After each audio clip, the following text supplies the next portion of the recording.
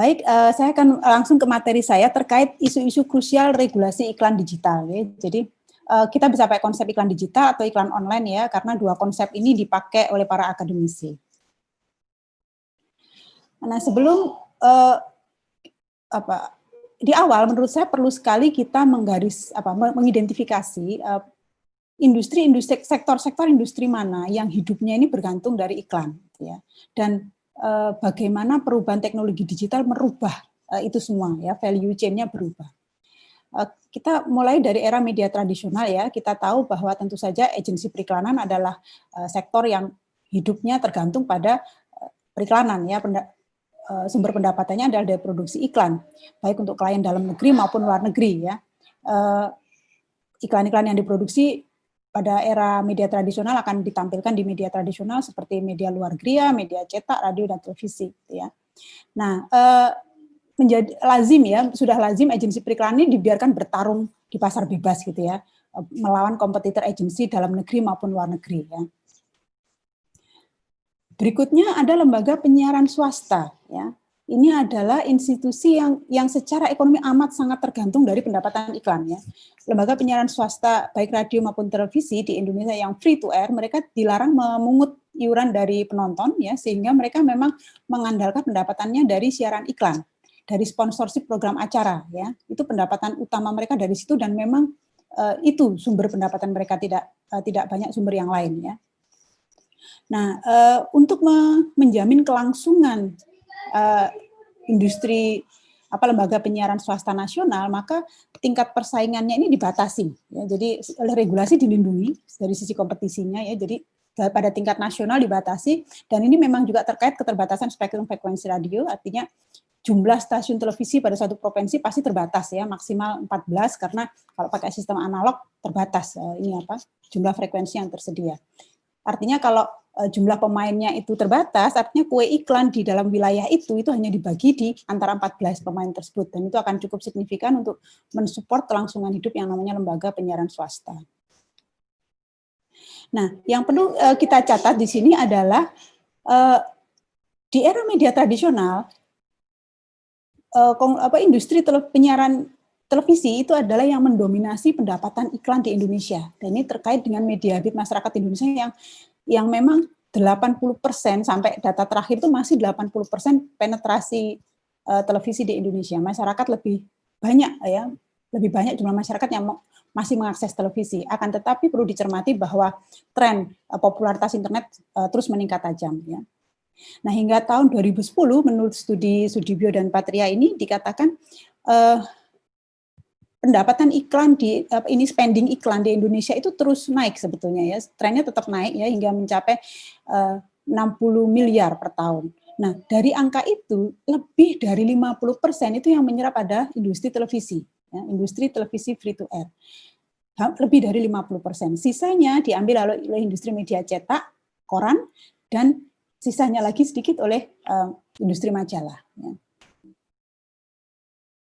Nah, ini studi dari data dari Nielsen yang dikutip oleh Manan, ya. Selalu terjadi peningkatan advertising spending sampai tahun 2010, ya. Lalu studi selanjutnya, ya, juga mengkonfirmasi selalu terjadi peningkatan advertising spending, tapi yang perlu dicatat adalah televisi sebetulnya yang menguasai pendapatan iklan total di Indonesia, ya. Baru disusul koran cetak, lalu majalah, radio paling terakhir, ya. Seperti yang saya bilang tadi, selain lembaga penyiaran swasta, artinya ada perusahaan pers cetak yang juga di era media tradisional yang menggantungkan pendapatannya itu dari pendapatan iklan. Akan tetapi yang perlu dicatat adalah di era media tradisional, perusahaan pers cetak itu masih yang lebih signifikan itu sebenarnya pendapatan dari penjualan edisi secara berlangganan maupun secara ecer, ya. Jadi penjualan koran secara berlangganan maupun ecer itu sangat mensupport kelangsungan industri pers cetak, ya, di Indonesia. Ditambah lagi dengan tadi iklan-iklan cetaknya, ya. Nah, untuk industri pers, persaingan pada tingkat nasional tidak dibatasi, ya. Jadi berapapun jumlah perusahaan pers itu tidak dibatasi karena memang dilarang, ya, oleh undang-undang pers melarang pelarangan atau pembatasan institusi pers, ya. Namun pada tingkat internasional dibatasi, artinya tidak bisa media cetak asing memasarkan produknya di Indonesia lalu juga mengambil pendapatan iklan di Indonesia, tidak bisa, ya. Jadi pada tingkat nasional tidak dibatasi, namun pada tingkat internasional dibatasi. Nah, dengan pemain-pemain tadi yang sangat tergantung pada periklanan tersebut, hingga saat ini regulasi iklan di Indonesia itu seperti tadi sempat disinggung Bu Nina ya, ada banyak sebetulnya ya regulasi yang menyangkut iklan di Indonesia. Kita tidak punya satu undang-undang yang khusus mengatur iklan ya. Jadi kalau kita bicara regulasi iklan berarti kita akan bicara banyak regulasi ya, yang itu mereka tuh menyinggung sedikit tentang iklan ya. Misalnya tadi Bu Nina juga sudah menyebutkan Undang-Undang Pers nomor 40 tahun 99 itu dia punya satu pasal dan 3 ayat yang itu menyangkut iklan ya. Spesifik iklan miras, psikotropika dan rokok ya. Jadi apa yang boleh dan tidak boleh dimuat dalam iklan terkait, jadi titik beratnya pada konten. Berikutnya ada Undang-Undang Penyiaran yang juga menyinggung soal iklan. Menariknya Undang-Undang Penyiaran ini lebih komprehensif ya kalau meregulasi iklan ya. Jadi pertama di dalam Undang-Undang Penyiaran ada pembatasan lembaga penyiaran mana yang boleh mengumpulkan pendapatan iklan. Ya. Jadi hanya LPP atau lembaga penyiaran publik yaitu TVRI dan RRI dan LPS, lembaga penyiaran swasta yang boleh mengumpulkan pendapatan dari iklan. Lembaga penyiaran komunitas, lembaga penyiaran berlangganan tidak boleh. Nah, ini memberi jaminan kelangsungan hidup untuk sebetulnya lembaga penyiaran yang LPP dan LPS ini karena level of competition-nya itu diatur gitu untuk pendapatan iklan ini. Di dalam Undang-Undang Penyiaran juga ada pengaturan konten iklan ya. Yang menarik yang ingin saya garis bawahi adalah adanya poin bahwa pemeran dan produk iklan itu dalam negeri, gitu, yang ditekankan di Undang-Undang Penyiaran. Lalu proporsi durasi iklan juga diatur ya dalam Undang-Undang Penyiaran ya. Jadi program televisinya berapa lama, lalu iklannya berapa persen dari total program tersebut itu semua diatur. Juga regulasi penyiaran ini memberi justifikasi regulatory body yang berhak menyensor iklan. Lalu berikutnya di Undang-Undang Perfilman pun disinggung mengenai regulasi iklan ya. Tapi spesifik memang yang diatur itu terkait iklan film ya. Di dalamnya juga ada regulasi tentang penggambaran rokok dalam film. Tapi kalau kita bicara iklan itu yang diatur di Undang-Undang Perfilman itu spesifik iklan dari film gitu ya. Dan sensor iklan film oleh lembaga terkait. Ada juga Undang-Undang Perlindungan Konsumen ya, di dalamnya mengatur mengenai periklanan. Titik beratnya di sini adalah pada iklan yang menipu menyajikan informasi yang mengelabui, itu yang ditekankan ya. Jadi bahwa iklan tidak boleh merugikan konsumen ya. Jadi memang di sini acuannya adalah consumer protection, perlindungan konsumen ya. Yang menjadi kalau terkait konten iklan, Undang-Undang Perlindungan Konsumen ini fokus pada iklan obat dan makanan ya. Yang menarik dari Undang-Undang Perlindungan Konsumen itu sudah ada konsep perlindungan privasi di dalamnya ya. Tapi privasi siapa yang dilindungi itu masih terbatas ya. Privasi pemeran iklan ya. Jadi Undang-Undang Perlindungan Konsumen mengatakan jika bintang iklan itu punya suatu privasi, tidak boleh diungkap dalam tayangan iklan itu kecuali dengan seizin dari individu yang bersangkutan. Jadi privasi tapi sangat terbatas pada individu pemeran iklan. Berikutnya ada Undang-Undang Pangan, ini juga menyinggung soal iklan, tapi spesifik iklan pangan ya terkait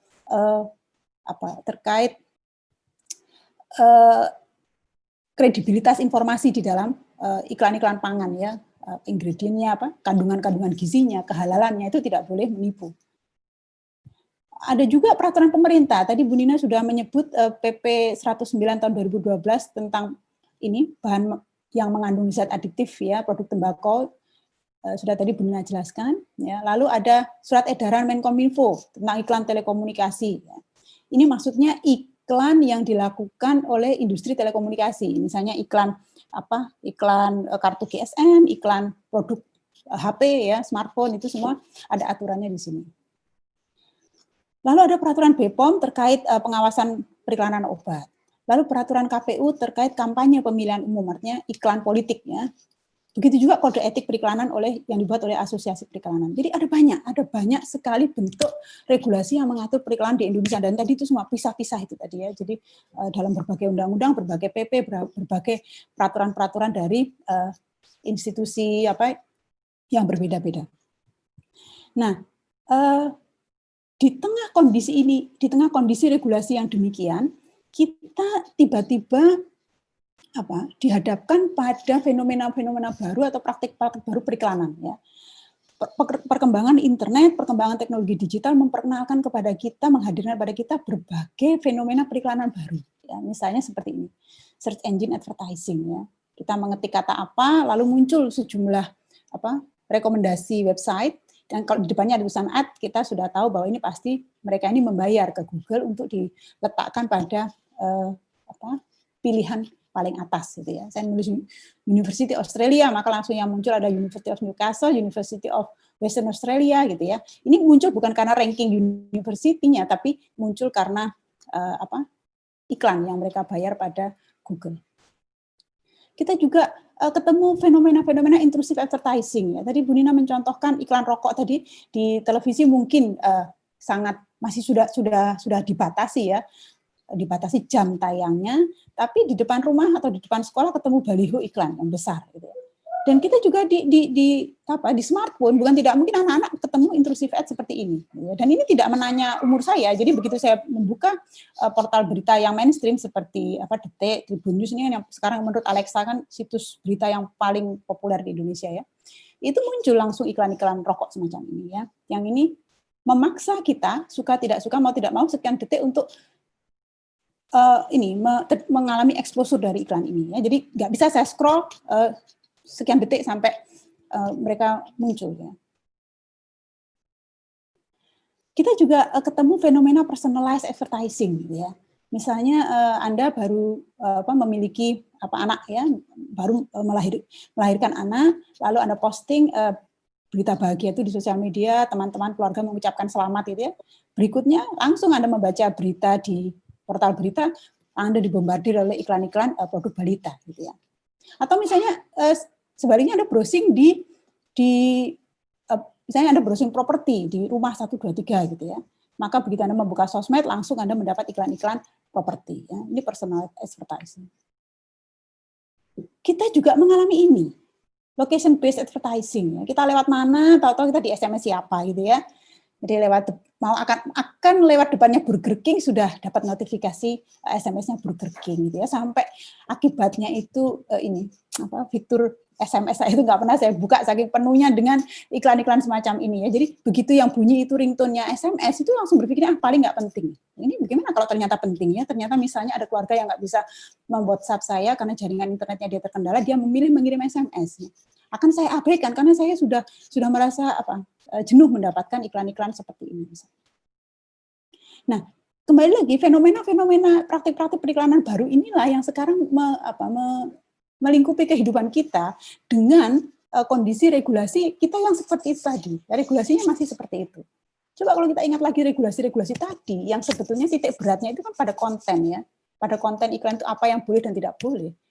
Kalau kita bandingkan dengan berbagai macam praktik periklanan baru ini, terus mau diatur dengan apa gitu ya, dan apa concern terkait dengan praktik-praktik periklanan baru ini ya, ini yang perlu untuk kita pikirkan, dan memang ini menjadi kajian yang cukup signifikan ya di masyarakat barat, walaupun di Indonesia mungkin tidak terlalu kurang sepertinya mendapat perhatian. Nah, apa yang kita alami saat ini sekali lagi saya bilang tidak lepas dari perkembangan internet. Ini semua dibawa oleh perkembangan internet ya. Nah, kalau tadi kita ingat lagi para sektor-sektor industri yang hidupnya tergantung dari periklanan, di tengah perkembangan internet ini bisa saya bilang agensi periklanan mungkin tidak terlalu terdampak negatif ya. Jadi mungkin nanti mohon dikoreksi jika saya salah ya, mungkin saya melihat ada beberapa kolega dari agensi periklanan ya. Saya melihat kalau dari sisi agensi periklanan yang terjadi adalah peluang untuk pilihan medium untuk menawarkan iklan ya, tidak hanya media tradisional, tapi sekarang ada media-media baru berbasis internet untuk beriklan atau membuat, misalnya dulunya sponsor di televisi, sekarang jadi membayar influencer di sosial media misalnya gitu ya. Tapi saya ingat juga diskusi saya dengan salah satu alumni komunikasi UNER dulu, Mbak Desi, yang dia memiliki advertising agency, sempat mengatakan pada saya salah satu dampak digitalisasi pada agensi periklanan adalah turunnya nilai produksi iklan. Ya, jadi kalau dulu berbicara satu iklan itu budgetnya antara 1 miliar, 2 miliar, 3 miliar itu sesuatu yang biasa, sekarang itu dengan angka puluhan juta itu sudah diharapkan menjadi iklan. Nah, ini tantangannya lebih pada itu, profesionalitas, kreativitas membuat iklan dengan budget yang lebih murah. Nah, internet ini dampaknya yang paling signifikan adalah menghadirkan pemain baru sebetulnya di tengah-tengah kita, pemain baru di sektor media. Ya. Jadi yang disebut dengan over the top player. Ya. Dikatakan over the top karena penyedia layanan komunikasi maupun hiburan ini, mereka ini cukup menggunakan network internet yang dibangun oleh sektor telekomunikasi tanpa perlu memilikinya. Jadi mereka cukup membuat aplikasi, cukup membuat software-nya istilahnya untuk dilewatkan di atas jaringan internet yang infrastrukturnya itu dibangun oleh sektor telekomunikasi. Nah, lazimnya layanan komunikasi maupun hiburan ini diberikan dalam bentuk website atau aplikasi ya. Sejumlah aplikasi menerapkan model bisnis berlangganan, misalnya seperti Netflix, iFlix itu, Spotify mungkin Anda perlu membayar ya untuk mengakses kontennya ya. Tapi sebagian besar lazimnya mereka menyediakan layanan secara gratis kepada pengguna ya. Namun di balik itu para OTT player ini mereka memanen data pengguna sebagai komoditas untuk dijual kepada pengiklan. Nah, disinilah yang perlu kita tekankan ya, dampak model bisnis OTT ini yang akhirnya mempengaruhi pemain-pemain lain yang tadi saya bilang selama ini hidup bergantung pada iklan. Nah, karena mereka memanen data dari user tadi, data user dan data penggunaan oleh user itu semua dipanen ya. Berapa kali Anda mengunjungi situs itu semua dipanen. Misalnya aja Kompasiana ya. Bukan hanya konten dari para penulis Kompasiana yang dipanen, tapi aktivitas si penulis Kompasiana memasuki platform itu beberapa kali sehari itu semua dihitung ya sebagai bentuk traffic dari portal itu, dari website itu ya. Nah, karena OTT ini mereka mampu mengakses data pengguna ini tadi, maka mereka mampu menawarkan personalized advertising ya. Nah, apakah personalized advertising ini perlu kita sikapi sebagai sesuatu yang positif atau negatif ya tergantung dari sudut pandangnya ya. Dari sisi pengguna internet yang sedang membutuhkan produk tertentu, mungkin mereka merasa suka ya karena cocok ini. Saya sedang browsing kursi, tiba-tiba saya diberi rekomendasi iklannya gitu ya, S hardware gitu ya. Tapi juga ada concern terkait user privacy protection. Karena mengakses data tadi ya itu juga yang membuat industri telekomunikasi ya di sini mampu menyediakan location based advertising ya. Sekali lagi concern-nya sebenarnya terkait pada privacy protection. Kita dimonitor ya. Pengguna itu sebenarnya dimonitor terus di mana dia berada. Nah, layanan OTT tadi kalau di era media tradisional saya bilang tadi bahwa pendapatan iklan itu didominasi oleh stasiun televisi di Indonesia, maka dengan perkembangan internet sekarang bergeser trennya. Dominasi pendapatan iklan adalah oleh OTT, dan itu adalah OTT multinasional. Kalau tadi televisi nasional, sekarang ini OTT tapi multinasional, ya, bukan perusahaan Indonesia. Ini tahun 2000 sampai tahun 2015, studi dari Visual Capitalist ini mendapati bahwa total 57,1% dari digital advertising market itu masuknya ke Google dan Facebook. Ya. Nah, sekali lagi kita perlu mengingat bahwa tadi ada sejumlah sektor yang hidupnya itu bergantung pada internet di dalam negeri ya. Nah sekarang yang terjadi adalah kue iklan itu banyak diambil oleh Google dan Facebook. Studi yang sama oleh Pitchcart tahun 2019 ya. Dia sebutkan bahwa Facebook dan Google collect 85% of all growth in digital advertising revenue. Ya, sekarang malah naik jadi 85%. Ini buku terbaru dari Victor Pitchcart ini. Ya. Nah, ini siapa yang paling terdampak dengan perkembangan ini? Ya, perkembangan value chain-nya iklan ini siapa yang paling terdampak ya? Perusahaan media cetak. Ya. Sejak adanya internet, sumber pendapatan dari penjualan edisi secara berlangganan maupun ecer menurun drastis. Ya. Itu terjadi di banyak negara, di hampir semua negara di dunia. Ya. Mungkin Anda bisa bertanya kepada diri Anda sendiri, sekarang sering nggak sih masih berlangganan koran nggak sih? Masih sering beli ecer di perempatan nggak sih? Gitu. Lalu sementara itu pendapatan dari iklan cetak juga menurun. Kenapa? Karena trennya sekarang semua perusahaan itu beriklannya online. Gitu ya. Dan ini menuntut perusahaan pers cetak untuk beradaptasi. Makanya perusahaan pers cetak semuanya pasti bikin versi online, ya, termasuk Jawa Post Group misalnya, dia bikin versi online. Tapi betulkah begitu membuat versi online lalu ini solve their problem? Kami sekitar 1 tahun yang lalu kami menyelenggarakan seminar di Departemen Komunikasi dengan mengundang Pak Dahlan Iskan. Ya. Pada waktu itu saya tantang beliau untuk menyampaikan tema mampukah industri pers bertahan di era digital, akankah atau mampukah gitu ya. Dan Pak Dahlan memang dengan optimis mengatakan mampu, pasti kami bertahan gitu ya. Memang ada perubahan, memang ada sesuatu yang berkurang, tapi bukan berarti industri digital ini membuat yang namanya industri pers cetak itu mati. Gitu. Menurut beliau begitu. Keyakinan beliau, tapi beliau juga tidak membantah bahwa industri pers cetak ini struggling, jadi mereka kondisinya sangat berat. Ya. Padahal mengatakan walaupun Jawa Post JPNN itu sudah membuat portal berita online, sudah mencoba mendapatkan penghasilan dari iklan online, tapi pendapatan itu sangat kecil, ya. Tidak memadai untuk mensupport bisnisnya ini secara maksimal. Itu menurut Pak Dahlan pada waktu itu. Fenomena ini tidak hanya terjadi di Indonesia, ya, di negara-negara manapun di dunia terjadi kekhawatiran runtuhnya industri pers, terutama yang cetak. Ya. Ini di ACCC, ini adalah Australian Competition and Consumer Commission. Jadi ini kalau di Indonesia adalah KPPU, ya, jadi Komisi Pengawasan Persaingan Usaha. Ya, jadi Competition Authority-nya Australia. Ya. Mereka melakukan sebuah studi menyebutkan bahwa antara tahun 2008 sampai 2018, 106 lokal and regional newspaper title close across Australia. Ya. Nah ini kalau dihitung 15% decrease ya dari total number publikasi newspaper di Australia. Ini sangat mengkhawatirkan pemerintah Australia. Ya. BBC News juga memberitakan sama, ya. Sejak tahun 2004 sampai 2018 sudah 1.800 local papers closed. Ya. Itu menurut studi yang dikutip oleh BBC News. Ya. Dan the reason for newspaper closure are well known.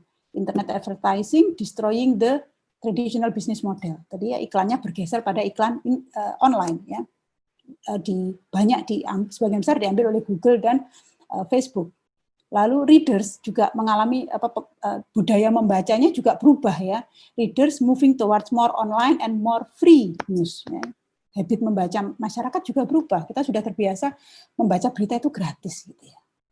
Sampai Pak Dahlan pada waktu itu bilang, tanya ke mahasiswa, siapa yang mau membeli koran di perempatan atau di jalan?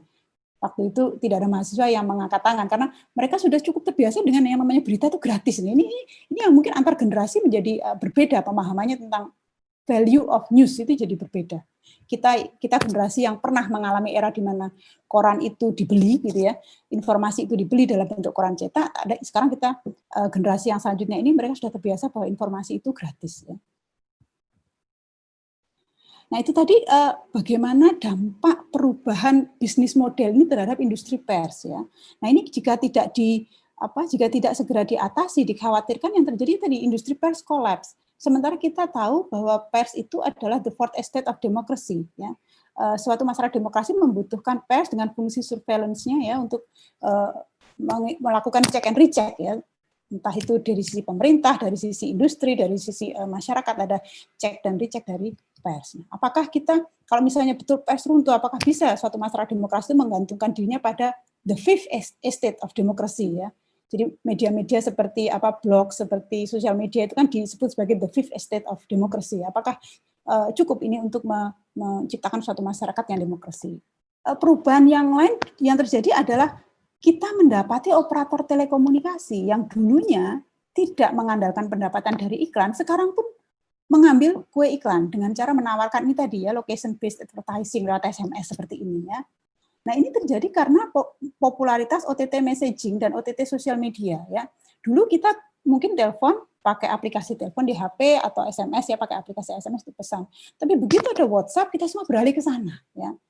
Wah, ada WiFi, mending pakai WhatsApp, kan nggak kena pulsa gitu ya. Tapi ini semua tiba-tiba sudah menjadi habit, kita selalu pakai WhatsApp, entah untuk telepon, voice call, video call, ataupun untuk chat ya, mengirim gambar, mengirim video, jadinya jadi seperti televisi, jadi seperti medium audiovisual televisi, kita bisa mengirim video ke orang yang kita mau gitu ya. Nah, popularitas OTT seperti WhatsApp ini sangat menjatuhkan pendapatan operator telekomunikasi ya, pendapatan voice call dan pendapatan SMS ini ya, SMS pulsa SMS ya. Kalau Anda ini silakan bandingkan tuh, saya pernah bandingkan dari tahun 2006 sampai ke 2012-an itu sudah drop itu pendapatan dari video voice call dan pendapatan dari SMS. Sehingga ingat saya pada tahun 2012 itu sampai semua ini 5 operator telekomunikasi di Indonesia itu bikin in conference ya. Waktu itu Telkom Indonesia, Indosat, XL, siapa lagi waktu itu. Mereka itu membuat conference dengan judul The Doomsday of Telco gitu ya. Jadi sudah seperti kayak hari akhir ya industri telekomunikasi. Semua pendapatan itu lari, semua ini praktik komunikasinya dilakukan lewat WhatsApp, sementara infrastruktur internetnya ini yang harus maintain ini adalah pelaku telco ya. Dan dari pihak OTT messaging seperti WhatsApp tidak ada yang namanya interconnection fee ya. Kenapa nggak bisa dilakukan interconnection fee? Karena satunya institusi dengan perusahaan Badan Hukum Indonesia, satunya Badan Hukum negara asing. Di era media tradisional ketika para pelaku telco ini sesama Badan Hukum Indonesia, BRTI dan Kominfo bisa dengan mudah menetapkan yang namanya interconnection fee. Kalau saya SMS dari Telkom Indonesia meng-SMS rekan ke Indosat, maka akan ada biaya interconnection fee yang dibayarkan antar operator, itu bisa menjamin survive-nya industri ini. Nah, tapi sekarang di era OTT hal itu tidak terjadi, gitu ya. Dan ini menimbulkan tuntutan dari operator telco bahwa mereka perlu dilindungi ya dalam berbagai disrupsi digital yang terjadi sekarang. Nah, selain model bisnis OTT ini tadi mengancam keberlangsungan dari sektor telco, praktik-praktik ini adalah bentuk solusi yang ditemukan oleh operator telco ya, jadi menggunakan SMS-nya untuk layanan location based advertising seperti ini. Nah, lalu bagaimana ini kita akan memandangnya dari user privacy protection ya. Saya tidak pernah ditanya sama aplikasi provider telco apakah saya mau mendapat SMS seperti ini atau tidak ya. Nah, selanjutnya bagaimana dengan lembaga penyiaran swasta? Tadi saya sebutkan bahwa di era media tradisional mereka pendapatannya mendominasi pendapatan iklan gitu ya. Nah, di era yang sekarang ini perlu kita pertanyakan gitu, apa betul kondisi mereka itu masih cukup stabil ya. Pendapatan iklan mereka itu apakah masih cukup stabil ya. Kalau studi dari Nielsen sendiri tahun 2019 dirilis ya oleh Nielsen, iklan advertising spending untuk TV itu masih naik ya, masih naik, akan tetapi yang perlu kita catat di sini adalah kenaikannya itu menurun. Jadi tingkat kenaikannya itu menurun ya.